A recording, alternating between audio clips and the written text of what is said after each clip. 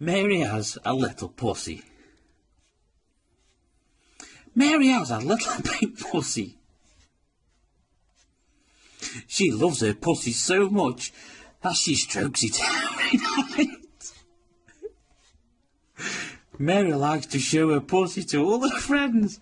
She invites her friends to stroke her pussy as well.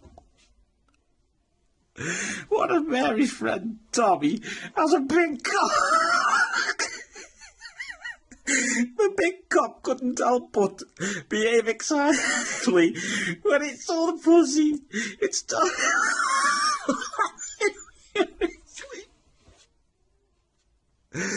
Another of Mary's friends, Jane, also has a pussy. However, her pussy was teensy because many people played with it.